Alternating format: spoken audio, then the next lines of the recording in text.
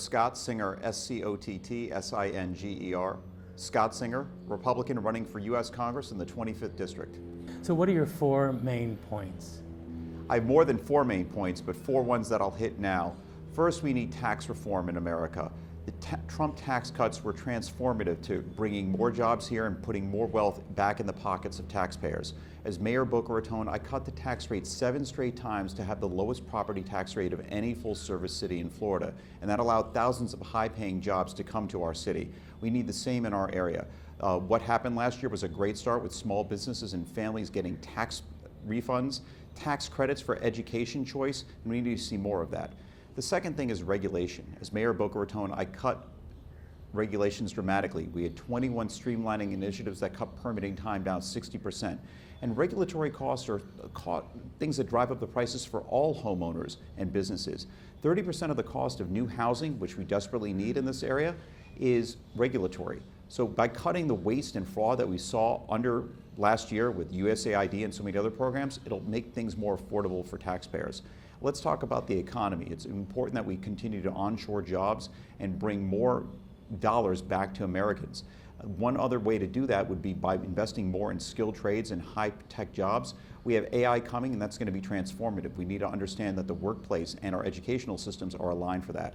And finally, growing up in this district for 40 years, I know that we have particular needs. Insurance affects us more than other places. Congress needs to increase the opportunities for insurance for storm damage the way we do for a national flood insurance program, cut some of the regulations that affect costs in terms of renourishing beaches, and also infrastructure, which had been neglected by so many Democratic representatives, according to the people I've been talking to in the district.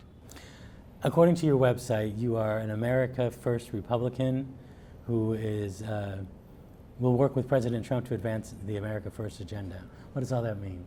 It means that you focus on what's important for Americans.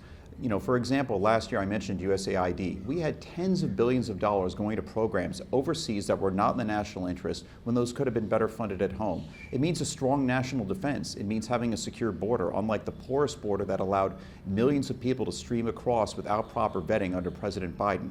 President Trump has closed the border, but we need to reform our immigration system. And it also means standing strong with our allies. America First is not America alone. I stand strongly with the nation of Israel.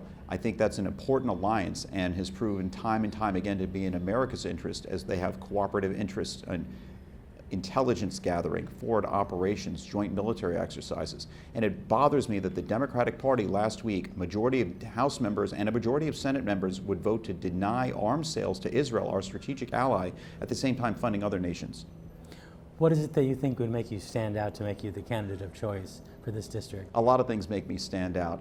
First, I'm honored to be a lifelong resident of this district. I was born in Miami Beach, grew up in Fort Lauderdale, and live and raising my family in Boca Raton, where I served for 12 years as mayor and city councilman and a volunteer before that. Most of the other candidates on both parties, including Jared Moskowitz, the likely Democratic nominee, don't even live in the district. Some have never lived in the district. Some are repeat failed candidates. One's running for Congress for a 6th time, one the 3rd, one the 2nd. I've never run for Congress before, but I served my local city in a part-time role with diligence and with love. I found a way to contribute to my community. I have a record of results as mayor. We lowered taxes, cut red tape, decreased crime by more than 25%. From what were 40-year lows, and attracted high-paying jobs, Brightline, and partnered for a new public school and 1,200 student seats. That record of results is more than just talking, it's actually doing. And working across the aisle is needed to find common sense solutions which help propel Boca Raton forward. That's what I was going to ask about, working across the aisle. Where does that fit in? I think it's important. I think Washington, you have the consistent gridlock here. And I'm proud of my Republican values and conservative values in cutting taxes, focusing on business, and avoiding fluff.